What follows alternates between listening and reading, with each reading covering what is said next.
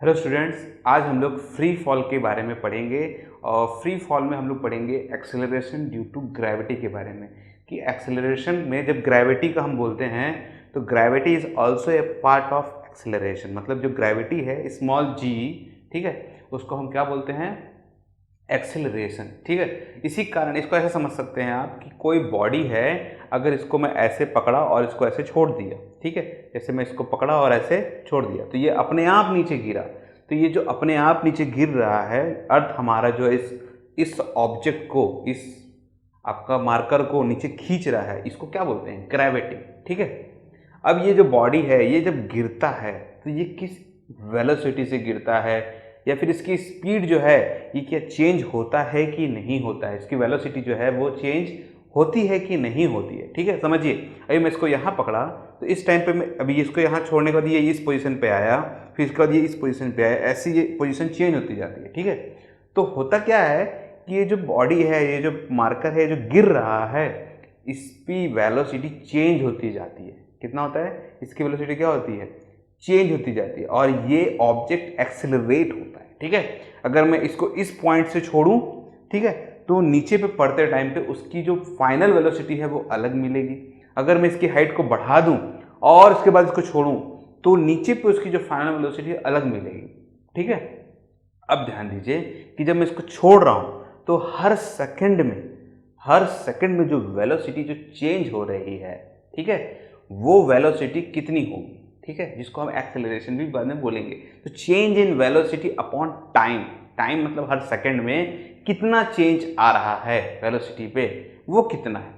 तो नॉर्मली इसको 9.8 लिया जाता है हमारे अर्थ में। ठीक है, पर इस पर भी आप ध्यान दीजिएगा कि आप 11th फिजिक्स पढ़ रहे हैं ना कि 9th फिजिक्स पढ़ रहे हैं। ठीक है, 9th फिजिक्स में 9.8 is a suitable example, but हमारे अर्थ का अगर आप शेप बोलेंगे तो जो शेप है वो टोटली सर्कल फॉर्म में नहीं है। ठीक है, तो आपका इक्वेटर में आप जब खड़े होंगे तो आपका जो वैल्यू है 9.8 एक्सेलरेशन वो थोड़ा शिफ्ट हो जाता है। ठीक है, तो ये डिपेंड करता है कि जो हाइट है वो कितनी ली है। तो इसके बारे में जो डिटेल में हम लोग ग्रेविटेशन का जो चैप्टर है उसमें काफ़ी डिटेल में पढ़ेंगे। ठीक है, तो अभी फिलहाल में इसके बारे में बात नहीं करेंगे, फिलहाल में बात करना है फ्री फॉल क्या होता है। ठीक है, तो चलिए स्टार्ट करते हैं। फ्री फॉल, ठीक है, फ्री फॉल में क्या होता है कि कोई भी ऑब्जेक्ट को जब मैं छोड़ दूं स्काई में, ठीक है, और ये अपने आप जब नीचे गिरे, ठीक है, तब इसके यहां से यहां गिरने तक में बीच में एयर रहता है। क्या रहता है? एयर। ठीक है, ये एयर जो रहेगा, ये बॉल इससे एयर से टकराते हुए नीचे गिरेगा। ठीक है, तब इस एयर को हम जीरो मान लेते हैं कि ये जो एयर बीच में है ये इस बॉल पे कोई भी असर नहीं कर रहा है। इस एयर को हम एयर रेजिस्टेंस भी बोलते हैं। ठीक है, तो एयर रेजिस्टेंस जब जीरो हो जाए, ठीक है, मतलब ये एयर इसको कोई भी इफेक्ट नहीं करेगा इस ऑब्जेक्ट को। ठीक है, तब ये बॉल यहां से यहां जब गिरेगा बीच में से कहीं पे इसमें भी, और एयर रेजिस्टेंस को हम जीरो मान लें, मतलब कि एयर इसको रोक नहीं रहा है, तब ये बॉडी, ये जो ऑब्जेक्ट है, इसको हम बोलते हैं फ्री फॉल कंडीशन। क्या बोलते हैं इसको? Free fall condition. अब ये जो बॉडी गिर रही है इसका एक्सेलरेशन कितना होता है? तो इसका एक्सेलरेशन होता है 9.8 मीटर पर सेकेंड स्क्वायर। कितना होता है? 9.8 मीटर पर सेकेंड स्क्वायर, और ये वैल्यू कांस्टेंट होती है इंटायर ड्यूरेशन।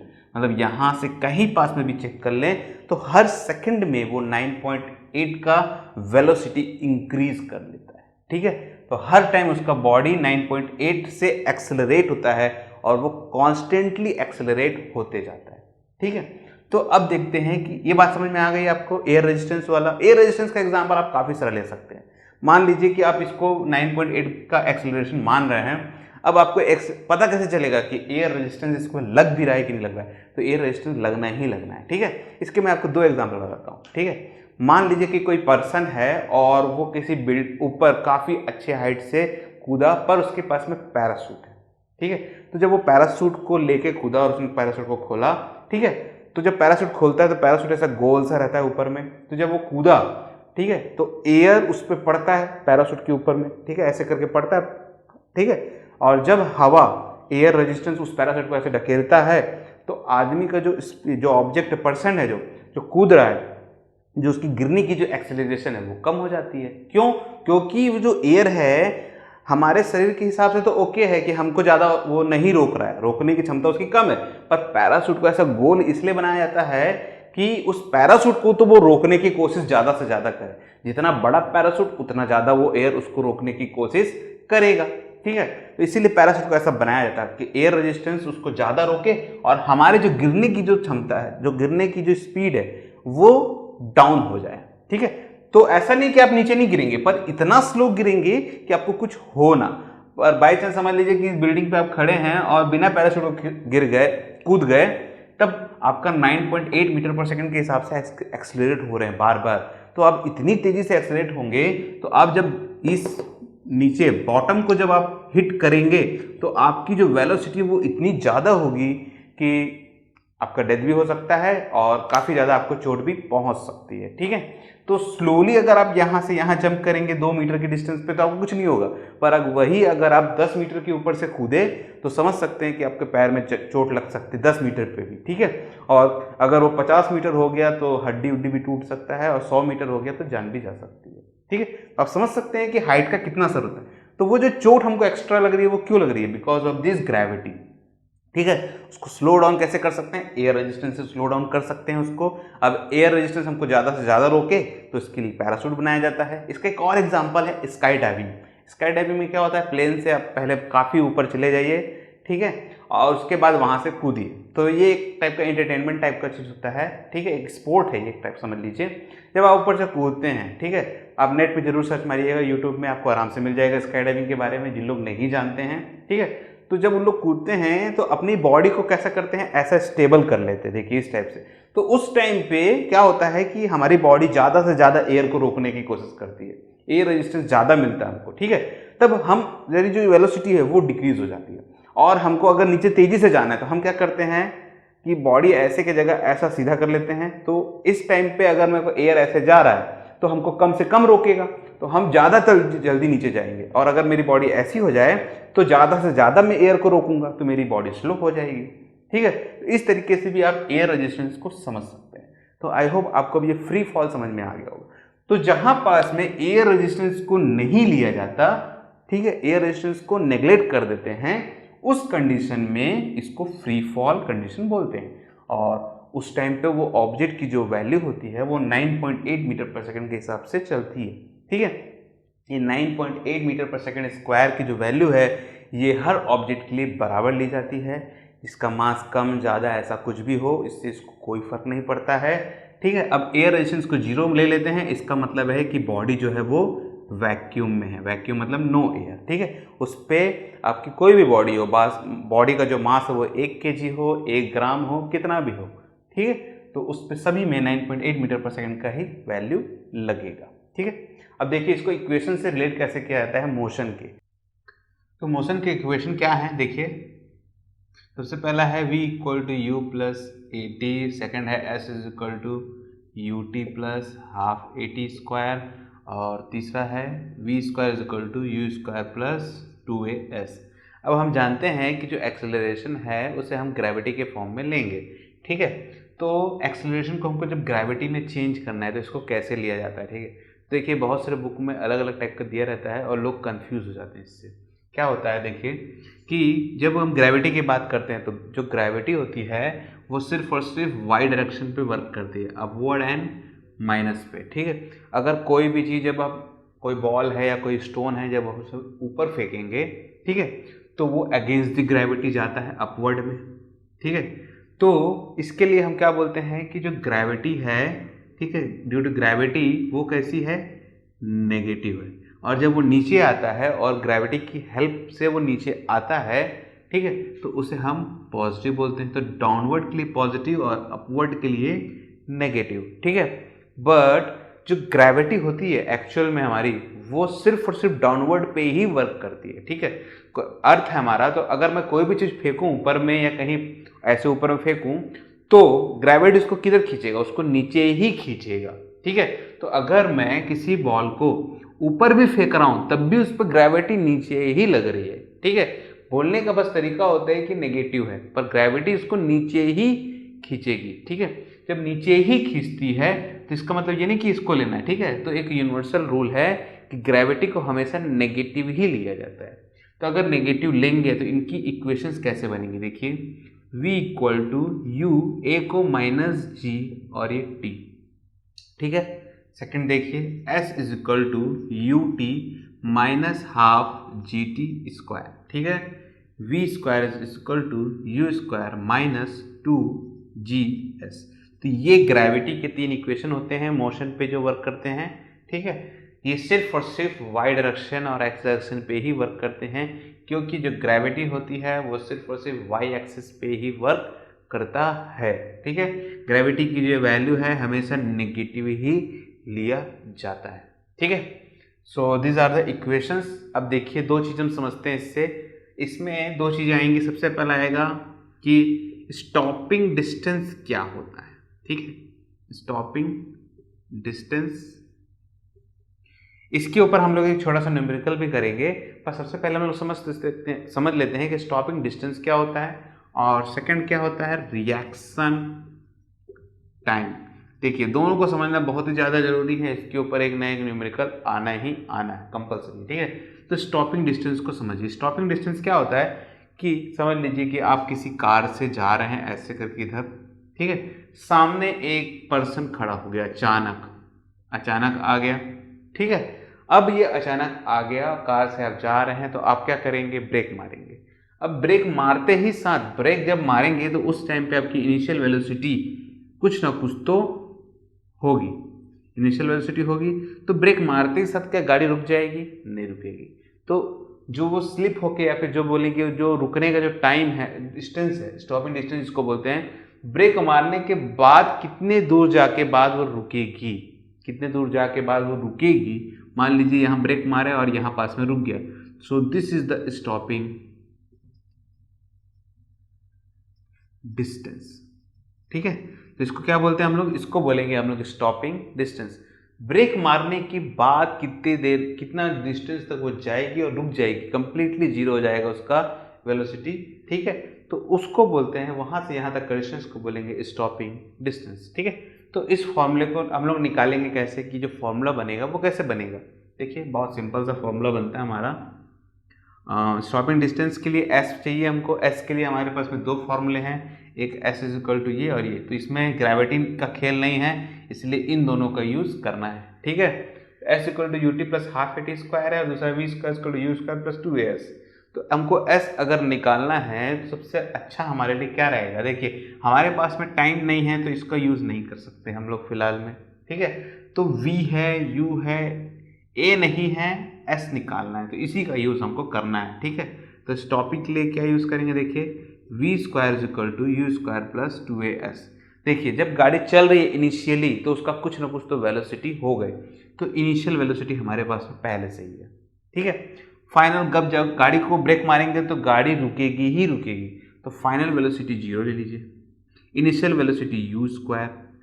ठीक है, ठीक, अब देखिए प्लस 2 के बाद a। अब देखिए जब गाड़ी को ब्रेक मारेंगे तो गाड़ी डी एक्सेलरेट, मतलब कि डी एक्सेलरेशन होगा, रिटार्डेशन होगा, उसका एक्सेलरेशन नेगेटिव हो जाएगा। ठीक है, तो इस a को हम लोग माइनस a लेंगे, हमें नहीं मालूम फिलहाल में क्या है, और s is the stopping distance. ठीक है, देखिए इस वैल्यू को आप इधर ले आइए तो क्या आएगा, 2as is equal to you square. Okay है, ठीक, तो देखिए s is equal to you square upon 2as। So this is the stopping distance, u square upon 2as। ठीक है, बहुत ही सिंपल सा। बहुत लोग क्या करते हैं कि जैसे एनसीईआरटी की बुक में कैसा दिया हुआ है कि ये माइनस यू स्क्वायर दिया हुआ है, तो उसका सिंपल सा रीज़न ये है कि ये रिटार्डेशन जो है उसको रिटार्डेशन ना लेके सिंपल एक्सेलरेशन ए लेगा, और इसको जब आप इधर शिफ्ट करेंगे, ठीक है, तो ये पॉजिटिव है, इधर जाने के बाद नेगेटिव हो जाएगा, तो ये आंसर आपका यहाँ पास में नेगेटिव दिखाई देता है। पर अगर आप रिटार्डेशन को लेके चलेंगे तो आपका पॉजिटिव आंसर आएगा, क्योंकि जो डिस्टेंस होता है वो कभी भी नेगेटिव नहीं हो सकता। ठीक है, डिस्प्लेसमेंट हो सकता है पर डिस्टेंस नहीं हो सकता नेगेटिव कभी भी। ठीक है, तो दिस इज द आंसर। अब आते हैं रिएक्शन टाइम। तो रिएक्शन टाइम को समझने का ही बहुत सिंपल सा तरीका है।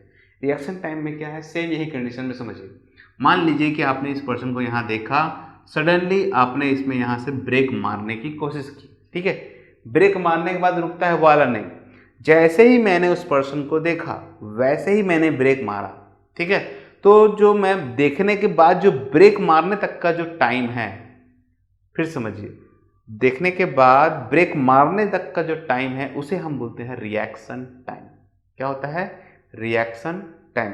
इसका एक सिंपल सा एक्सपेरिमेंट भी है जिसको आप घर में कर सकते हैं और ऑटोमेटिकली चेक कर सकते हैं, ठीक है। देखिए क्या करना है इसमें, आपको करना क्या है, एक रूलर लेना है आपको, मान लीजिए 30 सेंटीमीटर का रूलर है, ठीक है। और उस रूलर को आपको, एक बंदे को 30 सेंटीमीटर का यहाँ से यहाँ तक का है, एक पर्सन को यहाँ पकड़ना है और दूसरा पर्सन यहाँ पर पकड़ने के लिए तैयार बैठा हुआ है, ठीक है। अब इसने जैसे ही छोड़ा वैसे इसने पकड़ लिया, ठीक है। अब मान सक लीजिए कि जैसे इसने छोड़ा वैसे ही इसने रिएक्ट किया कि वो छूट गया है और वैसे इसने पकड़ने की कोशिश की, ठीक है। तो उसमें कुछ तो समय लगा होगा, मान लीजिए कि ये नीचे आ गया, 10 सेंटीमीटर तक नीचे आ गया, ठीक है। तो इससे क्या प्रॉफिट हुआ हमको, इस एक्सपेरिमेंट से ये प्रॉफिट हुआ कि हमको डिस्टेंस मिल गया। कितना? 10 सेंटीमीटर बाद पकड़ा तो 10 सेंटीमीटर का हमको डिस्टेंस मिला कि नहीं मिला, ठीक है। तो ये देखिए यहाँ से यहाँ तक का हमको डिस्टेंस मिल गया 10 सेंटीमीटर। अब देखिए कि मुझे क्या निकालना है, टी निकालना है। तो मुझे पास डिस्टेंस है मतलब ये वाला इक्वेशन, टाइम निकालना है मतलब ये, इनिशियली वो स्टॉप था, तो इस इक्वेशन से बेटर कुछ नहीं हो सकता इसके आंसर को निकालने के लिए, ठीक है। तो देखिए कैसे निकलेगा। तो इसके लिए S is equal to ut plus half AT²। S कितना है? 10 सेंटीमीटर। एक्सेलरेशन कितना होता है? मीटर पर सेकंड स्क्वायर, इसलिए इसको भी मीटर में चेंज कर लीजिएगा, ठीक है। तो हमारे लिए बेटर जाएगा, 0.10 मीटर में आ गया। u 0 है प्लस हाफ, ठीक है, नीचे आया, ठीक है। स्पीड बढ़ रही है तो इसमें हम लोग a को माइनस नहीं लेंगे, ठीक है। AT², okay. 2 को इधर ले जाइए, s की वैल्यू फिलहाल मत लीजिए, पहले इक्वेशन बना लेते हैं। तो ये हट गया तो 2 इधर आया, तो 2s is equal to AT²।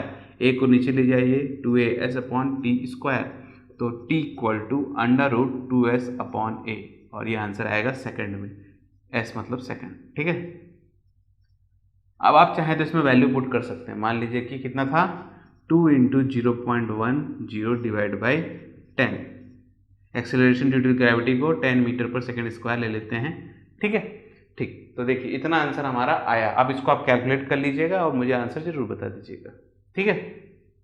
Okay, सो अब हमको पता चल चुका है कि स्टॉपिंग डिस्टेंस क्या होता है, रिएक्शन टाइम क्या होता है।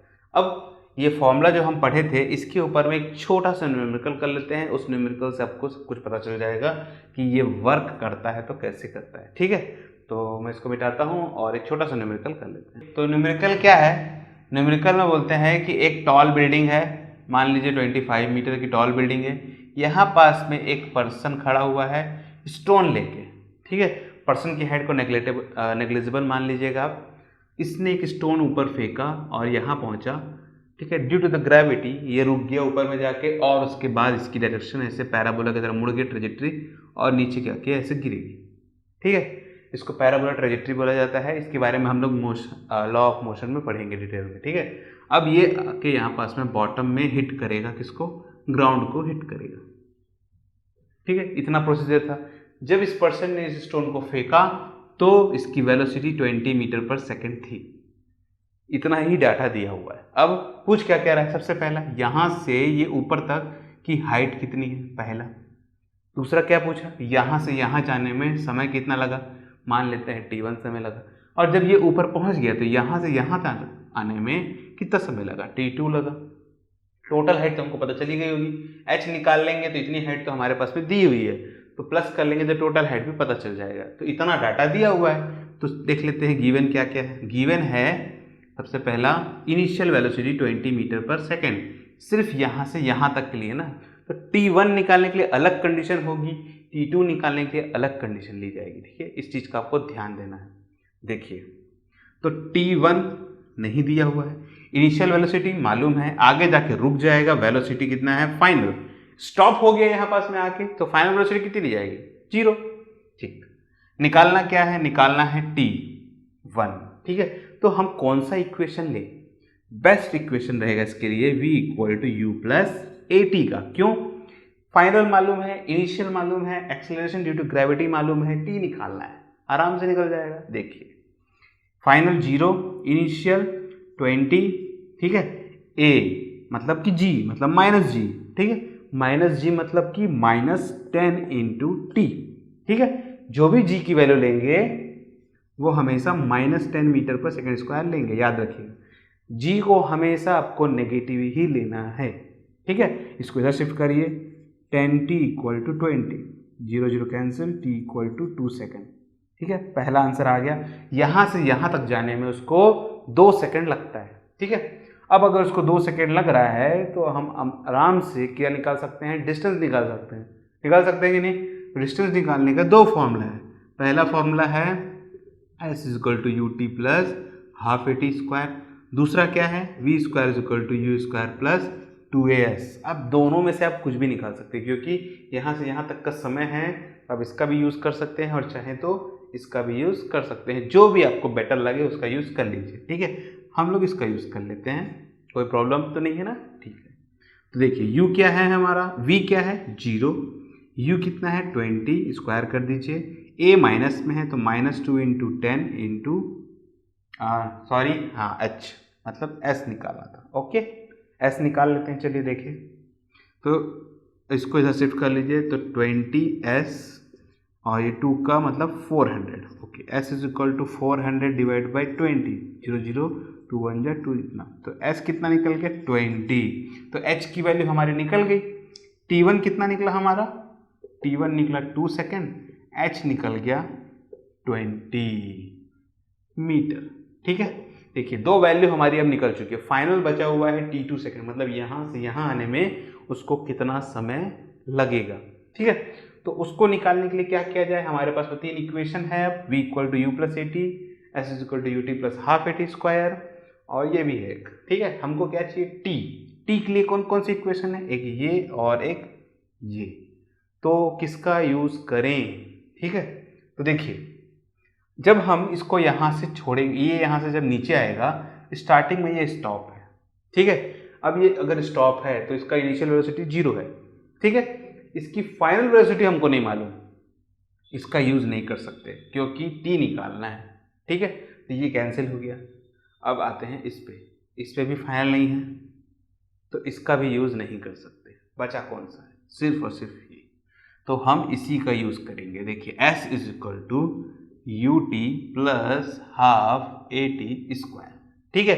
अब देखिए जो ये s है ये डिस्टेंस है, ठीक है। इसको कैसे लिया जाता है इसको समझिएगा, इसमें थोड़ा सा ट्रिक है आपका। s को लेते हैं x minus x zero U T plus half A T square. Initially u 0 है, मतलब ये कंप्लीटली 0 है।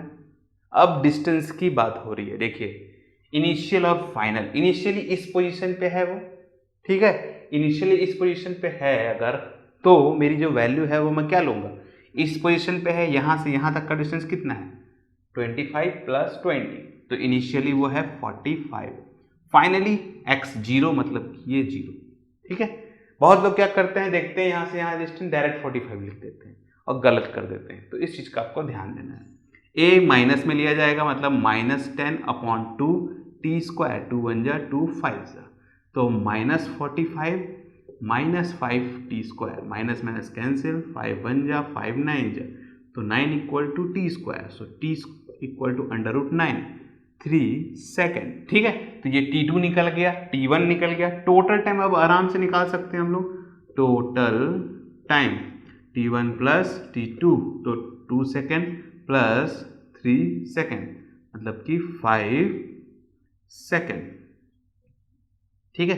So this is the answer. Total time कितना लगेगा, यहां से यहां तक आने में 3 सेकेंड लगा, यहां से यहां जाने में 2 सेकेंड लगा, यहां से यहां तक का डिस्टेंस हम निकाल लिए, कितना निकला 20 मीटर निकला, ठीक है। 20 मीटर निकला, समझ रहे हैं। तो चीज़ों को याद रखें कैसे किया जाता है। एस डायरेक्टली मत ले लीजिएगा, गलती हो जाता है, ठीक है। बहुत लोग अलग अलग तरीके से बताते हैं, बोलते हैं कि डिस्प्लेसमेंट को नेगेटिव ले लीजिए, तो उस तरीके से क्या होता है कि चीज़ें गलत हो जाती हैं। तो हम नहीं चाहते कि चीज़ें गलती हो, तो इसीलिए हम इसको इस तरीके से लेते हैं। ठीक है, ठीक है। देखिए अब एक क्वेश्चन और आता है दिमाग में, ठीक है, बहुत लोग इसको इस तरीके से भी करते हैं। इस पूरे तरीकों को छोड़ के अब मैं सिर्फ और सिर्फ अगर फाइनल टाइम का बात करता हूँ कि जब इसने यहाँ से फेंका, ठीक है, शॉर्टकट टाइप समझ सकते हैं इसको, कि जब इसने यहाँ से फेंका तो यहाँ से यहाँ तक जाने में उसको टोटल टाइम कितना लगा। देखिए कैसे निकाल सकते हैं उसको। इसके लिए हम लोग s is equal to U T plus half A T square का यूज करेंगे। ठीक है, अब s कितना है, अगर मेरी इनिशियल पोजीशन ये है और मैं ऊपर जाता हूं तो पॉजिटिव मान लीजिए, नीचे गया तो नेगेटिव, तो नेगेटिव कितना -25। देखिए ऐसे ही लोग बताते हैं। ठीक है, u फेंका तो कितना हुआ 20 मीटर। ठीक है, टाइम नहीं मालूम, प्लस इसको माइनस ले लीजिएगा, माइनस हाफ इंटू 10t²। देखिए इस टाइप से इक्वेशन बन गया। इस इक्वेशन को अगर आप सॉल्व करेंगे तो ये -25, ये 20t, 5 मतलब 5t², इसको सबको इधर शिफ्ट करिए तो आएगा 5t² minus 20t plus -25 equal to 0। तो 5 को बाहर निकालेंगे तो आएगा t² minus 4t minus 5 equal to 0। So this is the equation. ये एक क्वाड्रेटिक इक्वेशन है। इसको अगर आप सॉल्व करेंगे, ठीक है, तो सॉल्व करेंगे तो कितना आएगा, ये 5 है तो -4t चाहिए, मतलब t² minus 5t plus t minus 5 equal to 0। तो इसमें से कॉमन निकालेंगे t तो बचेगा t माइनस 5, इसमें से निकालेंगे +1, अंदर बचेगा t माइनस 5, तो आएगा t माइनस 5 इक्वल टू 0 और t प्लस 1 इक्वल टू 0। तो इसका आंसर आएगा 5 और इसका आंसर आएगा -1। समय कभी नेगेटिव में नहीं हो सकता, इसलिए ये आएगा 5 सेकेंड। तो अगर आप डायरेक्टली निकालना चाहते हैं टाइम को तो आप इस तरीके से सिंपल इक्वेशन से भी निकाल सकते हैं। ठीक है, पर आप जब न्यूमेरिकल को आप सॉल्व करते हैं तो आप पूरा प्रोसीजर का यूज़ करिएगा, जिसमें चांस गलत होने के बहुत कम है। पर कॉम्पिटिटिव एग्जाम में हमको समय को बचाना पड़ता है, तो आपको इस तरीके से भी इस चीज़ों को कर सकते हैं, जिसमें क्या होता है कि ये जो टोटल पाथ है इसका यूज़ करने की ज़रूरत हमको नहीं पड़ती है, हम इतना ही पाथ का यूज़ करके भी हम काम चला लेते हैं। ठीक है, तो इस तरीके से इसको समझा जाता है। देखिए किस पोजीशन पे हम हैं उस पोजीशन से हमको बात करना पड़ता है, समझना पड़ता है। ठीक है, तो ऐसा होता है कि एक टाइम पे चीज़ें समझ में नहीं आती हैं। इसका एक सिंपल सा मतलब यही है कि आपको ज़्यादा से ज़्यादा न्यूमेरिकल करके देखने हैं। ठीक है, जितना ज़्यादा न्यूमेरिकल आप करेंगे उतने ही ज़्यादा आपके सामने क्वेश्चंस आएंगे, और आप जब क्वेश्चन को सॉल्व करेंगे तो आपके कंसेप्ट भी जो हैं वो क्लियर होते जाएंगे। एक चीज़ का बस ध्यान रखिएगा कि जी को हमेशा नेगेटिव ही लीजिएगा। ठीक है, उसके बाद रेफरेंस पॉइंट पे डिस्प्लेसमेंट वाले पे जिस पोजीशन पे आप हैं, ठीक है, उसके अपवर्ड में पॉजिटिव, नीचे में डाउनवर्ड। ठीक है, ऐसा भी आप लेना है। ठीक है, ध्यान रखिएगा कि इनिशियली मैं किस पोजीशन पे हूँ, इस चीज़ का आपको ध्यान देना है। क्वेश्चन करते करते आपकी चीज़ें जो हैं वो क्लियर होते जाएंगे। अगर तब भी समझ में नहीं आ रहा है तो नीचे कमेंट सेक्शन में आप जरूर डालिएगा, मैं जल्द से जल्द रिप्लाई देने की कोशिश करूँगा और आपको उस क्वेश्चन का आंसर कैसे सॉल्व करना है उसको बता दूंगा। अगर पॉसिबल हो तो कमेंट से, नहीं तो सेपरेट वीडियो आपके लिए बना दूंगा मैं। ठीक है, तो इस वीडियो को अब यहीं क्लोज करेंगे। आई होप आपको ये फ्री फॉल कंडीशन और स्टॉपिंग डिस्टेंस, रिएक्शन टाइम समझ में आ गया होगा, कैसे इस न्यूमेरिकल्स किए जाते हैं, इन फॉर्मूले का यूज़ किया जाता है वो भी समझ में आ गया होगा। ठीक है, ठीक है, तो इस वीडियो को यहीं क्लोज करेंगे। तो अगर आपके दिमाग में कोई कुछ भी क्वेश्चन है तो कमेंट सेक्शन में डाल देना। अगर ये वीडियो अच्छा लगा है तो इसे लाइक और शेयर कर देना, जिससे ज़्यादा से ज़्यादा लोगों के पास पहुँच जाए ये वीडियो। ठीक है, और लोगों को बेनिफिट इस वीडियो का मिल पाए। और हमारा चैनल अगर आपको पसंद आया या फिर इस चैनल से आपको कुछ बेनिफिट हुआ है तो प्लीज़ इस चैनल को सब्सक्राइब भी जरूर कर दीजिएगा। Thank you for joining this video. आपका दिन शुभ रहे।